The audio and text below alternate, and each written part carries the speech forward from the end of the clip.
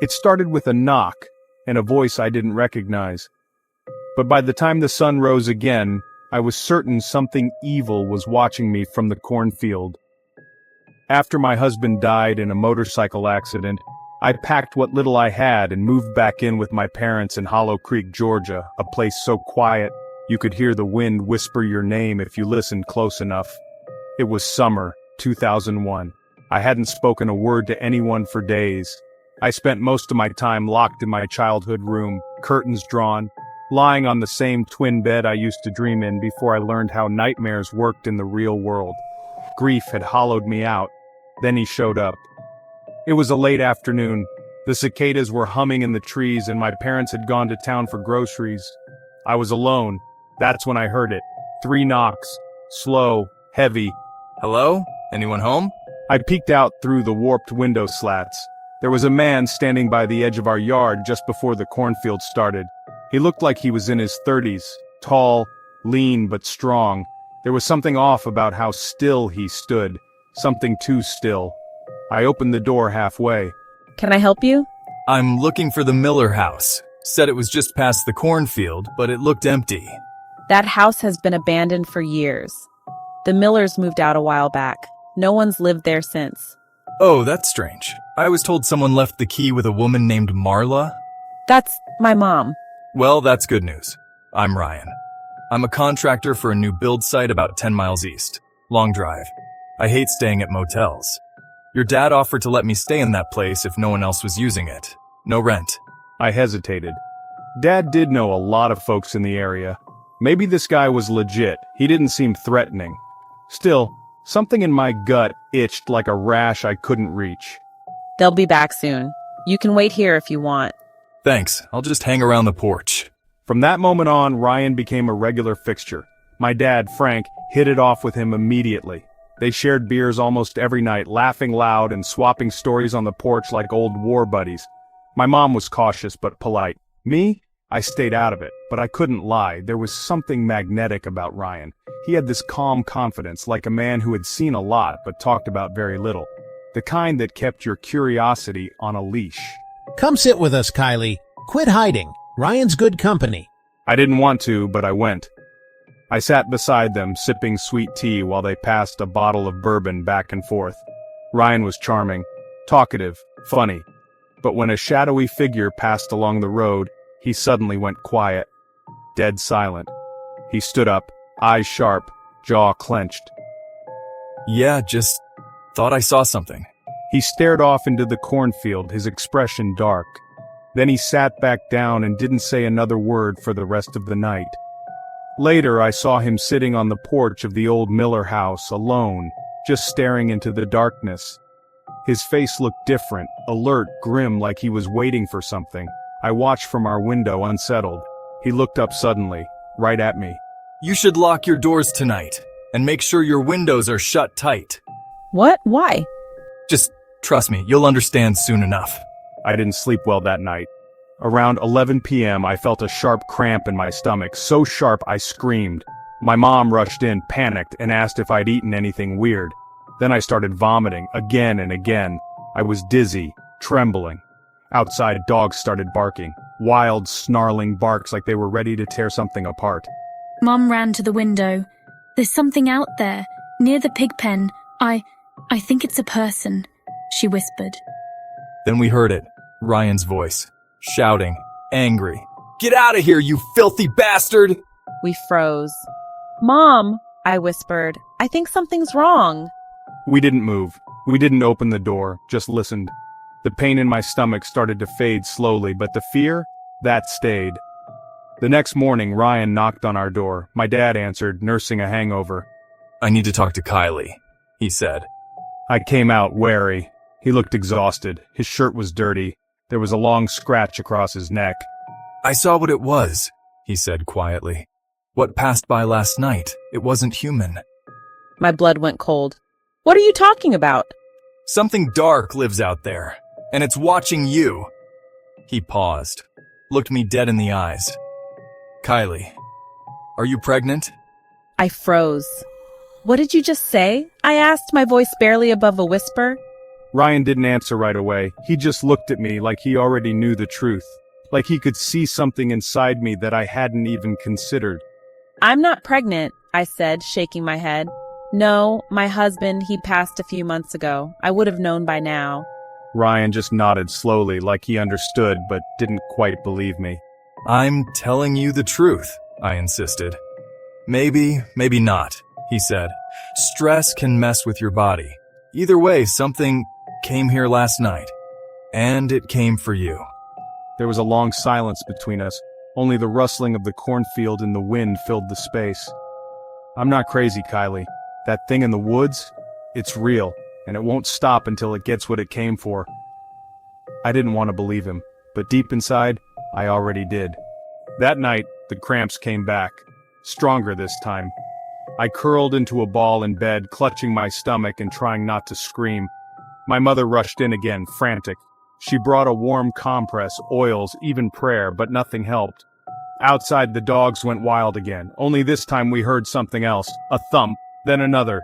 The sound of heavy footsteps on our roof. My mom looked at me, eyes wide. It's here. We didn't know what to do. My dad, hearing the noise, jumped out of bed and grabbed his old hunting knife. Stay inside, he ordered, running toward the door. But before he could get there, Ryan burst in. He was covered in sweat, panting, eyes blazing. It's on the roof, he shouted. Do not go outside. He turned to me. Where's the thing I gave you? The matchbox? Yeah, get it, now. I grabbed the little tin he had given me the day before. When I opened it, the coin inside was burning hot. It's close, he muttered. Real close. Ryan rushed out the back door without hesitation. I heard shouting, something crashing in the backyard. My dad ran after him, despite Ryan yelling at him to stay inside. I peeked out the window. I could see them through the moonlight, two figures wrestling in the grass behind the broken pig pen. One was Ryan. The other, I didn't even know how to describe it. It was hunched, skin like mud, eyes glowing red. Its mouth was stretched wide open, too wide. It snarled like a feral animal. I screamed. My mother pulled me back, but I couldn't look away. Another creature dropped from the roof like a bag of bones, twisted and thin with crooked limbs. It lunged at Ryan, and for a moment I thought he was done for. But Ryan fought like hell. He slammed one with a wooden plank, then caught the blade my dad threw and slashed at the other. The creatures screeched, inhuman, high-pitched. Then they fled, vanished into the trees like smoke in the wind. The dogs kept barking until dawn. The next morning the house was a wreck. Scratches down the siding, broken shingles, blood, some of it ours, some of it not. Ryan had a gash across his chest, but he shrugged it off. Seen worse? He muttered. I was still trembling. What the hell were those things? He looked at me with a haunted expression. People call them different things. Shapeshifters, flesh eaters. I've been tracking them for years. But they're not like most monsters. They're patient, calculated. Why are they here? They want something. Either someone in this house is dying or someone is carrying life. I felt cold all over. My dad asked the question I was too afraid to speak. So what are we supposed to do now? Ryan hesitated, then he said, You're not safe here. None of you are. They're not done. Not even close. My mom crossed herself. God help us. No, Ryan said, not God, me. Later that day, he took me to a clinic in the next town over. I didn't want to go. I didn't want the answer. But after what I saw, after what happened, I had to know. The pregnancy test came back positive. I was 5 weeks along. I sat in the car staring at the results, numb. My hands shook. I hadn't planned for this. I didn't even know how it was possible. Ryan just sat quietly next to me. Then he spoke. I can help you. I'll stay. I'll protect the baby. What? I looked at him, startled. I'm not trying to be your husband, he said. But no child should come into this world hunted. If you'll let me, I'll be the one who keeps you both safe. I didn't know what to say. A part of me wanted to scream no, to push him away, to go back to how things were. But another part, the part that remembered the creature's glowing eyes and foul breath, whispered yes. I nodded. And that night, Ryan moved into the spare room. He never left. not even when the project he was working on finished. He sent his crew home and stayed behind. Day after day, he'd walk the perimeter of our property, checking the trees, the roof, the barn. He'd light incense, leave charms, whisper prayers I didn't understand. I never saw him sleep. Weeks passed. The baby grew, and for a while the nightmares stopped. But deep in the woods behind our house, something still watched us, waiting. The quiet didn't last. It started with the crying. My baby was about 5 months along in my belly. I'd gotten used to the movements by then, the little flutters, the soft kicks. But that night something was wrong. He wouldn't stop. He twisted and turned inside me like he was afraid of something. Then after midnight the crying began. Not mine. His. He wasn't even born yet, and somehow, I knew it was his voice I was hearing. Shrill, desperate, terrified. I jolted awake and rushed to the window. Nothing. The cornfields beyond the house swayed gently, innocent in the moonlight. But my skin crawled. Something was out there again. I grabbed the matchbox Ryan had given me and opened it. The coin inside was burning hot. I didn't hesitate. I ran down the hall, cradling my stomach. "Ryan!" I yelled. "They're back!" I banged on his door, but he didn't answer. I turned the knob and pushed it open. The room was dark and empty. Where the hell was he? I turned to my parents' bedroom. "Dad! Mom! Wake up!" My dad, groggy and reeking of whiskey, sat up. "What is it now?" They're here, I said, voice trembling. The shapeshifters. I think they're back. What? Where's Ryan? I don't know. He's not in his room. That's when the baby's crying turned into screaming. The lights flickered, and then the smell hit us. Rot, decay, blood, a stench that sunk into your teeth and stayed there. From the shadows beyond the porch came a low growl. My dad jumped out of bed and grabbed the machete he kept by the door. My mom clutched her rosary and whispered prayers. I stood frozen in the living room, staring at the back door as the knob began to jiggle. Slowly, like someone was testing it. Then, bang! The door slammed open. I screamed. A figure stepped through the threshold. It was tall, lanky, with limbs that looked too long for its frame. Its face was a blur of black, eyes glowing faintly yellow. It sniffed the air and growled like a wild boar. My dad rushed at it, swinging the machete, but the thing caught his wrist mid-air and tossed him across the room like he weighed nothing. Dad! Before I could run to him, another shape burst through the window, glass shattering across the kitchen. This one was smaller, faster. It headed straight for me. Then, crack! A wooden bat slammed into the creature's head. Ryan. He looked like hell. Bloody, mud-soaked, one eye swollen shut. But he fought with the fury of a man with nothing left to lose. You okay? He barked at me. I nodded, breathless. Get back! Protect the baby! Whatever happens, do not let them touch you! I stumbled behind my mother, who pulled me close and whispered, "Stay with me, baby. You're safe with me." Ryan took on both creatures alone. His bat snapped in half, and he switched to the blade my father dropped. His movements were fast, too fast, almost inhuman. Ryan, I screamed. There's another one on the roof. Before the words finished leaving my lips, the ceiling creaked, then cracked, then collapsed. Another creature crashed into the living room, shrieking. This one was massive, bloated, its skin stretched tight over its bones. It smelled like death and rot. It locked eyes with me and charged. Ryan hurled his blade at it, but missed. It leapt, and my mother, tiny and trembling, stepped in front of me. The thing knocked her to the floor, but she had bought me 2 seconds. Ryan tackled it mid-air, dragging it away from me. They crashed through the front door and rolled into the yard. "Get out of here," he gasped. "Run, take your mom, go!" I'm not leaving, I whispered. We can't leave Ryan. Outside, the snarling and screaming stopped. I crawled to the window, heart pounding. Ryan stood over the body of the bloated creature. He was covered in blood, holding the machete in one hand and his ribs in the other. The other two were gone, vanished into the woods. Ryan stumbled back toward the house, collapsing on the porch. I ran to him. I think we've made them angry. The next morning the town knew. My dad couldn't keep his mouth shut. He told the neighbors, our cousins, even the pastor. Word spread like wildfire. Soon our yard was full of people, some curious, some terrified, some came armed. Ryan stayed silent through all of it, just leaned against the porch post, smoking, watching them. Later, when they all left, he pulled me aside. "You can't trust anyone right now," he said. I thought you'd be relieved they finally believed us. "No, you don't understand," he said. "Now they're scared. Scared people do stupid things. They'll want to hunt something, kill something. But these things, they don't hunt like us. They wait." That night, no shapeshifters came, no sounds, no smells, just silence, too much silence, and Ryan for the first time was nervous.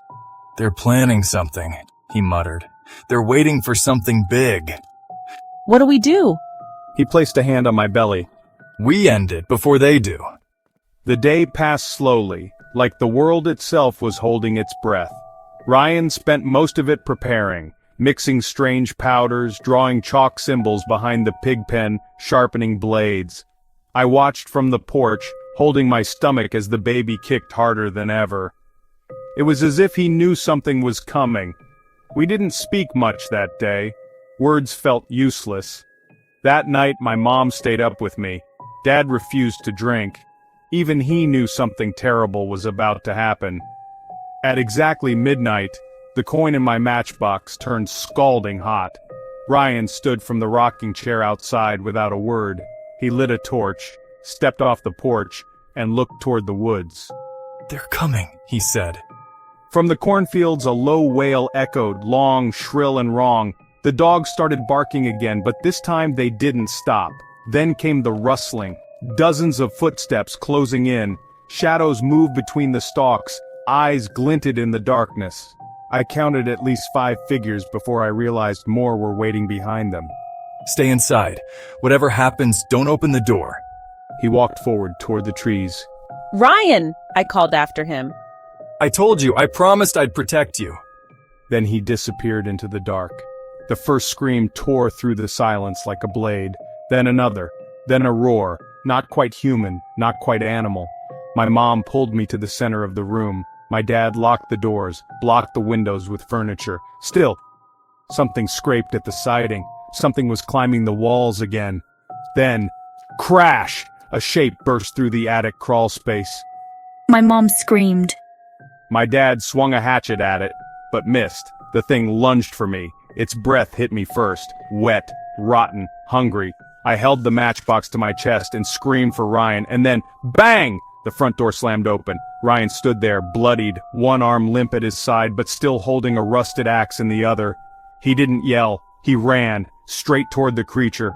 He tackled it, rolled with it, and buried the axe into its back. But the creature kept fighting. As they struggled, I saw something fall from Ryan's pocket. A necklace, with a medallion the color of ash. The moment it hit the floor, the creature shrieked. Its skin bubbled like it had touched fire. It rolled off Ryan, writhing in agony. "Pick it up," he groaned. "Now." The moment I touched it, the screaming stopped, and the creature turned to ash, just like that. Gone. Ryan collapsed, panting, barely alive. Outside, the other shapeshifters hesitated. I stood at the doorway, holding the medallion high. My voice was shaking, but I spoke anyway. This baby is protected, I said, by blood and fire. They didn't come any closer. They left, one by one, back into the woods. We didn't see them again after that, not a single sign. Ryan spent a week recovering, bandaged and silent. My parents treated him like family. He slept on the couch, rarely spoke, but I could feel him watching the woods every night, waiting. A month later, I gave birth. A boy, healthy, strong. He had my eyes, and Ryan's quiet stare. He never cried at night, never once. It wasn't until a year later that I found the truth. I was going through Ryan's things when I found a journal. Old, leather-bound, filled with pages written in shaky handwriting, spells, symbols, warnings, and something else, a letter. If you're reading this, I'm sorry I never told you. I'm not like them, but I'm not like you either. My father was one of them, a flesh eater. My mother was human. He left us before I ever understood what I was, but I inherited his curse and his power. I spent my life hunting his kind, hoping to destroy the part of me I hate. You and your son gave me purpose. That child is the only pure thing I've ever protected. I don't deserve to stay, but I will watch from afar. I never saw Ryan again after that, but I knew he was out there, somewhere in the shadows watching over us, and every now and then on cold nights when the wind howls through the cornfield, I feel a presence nearby. Not a threat, a guardian, and sometimes, when the baby laughs in his sleep, I wonder what exactly lives in his blood, and whether he will grow up to fight monsters or become one. Some say monsters aren't born, they're made. But what if they're both? If this story gave you chills, hit that subscribe button and join us for more true horror tales hiding in plain sight. The darkness is just beginning.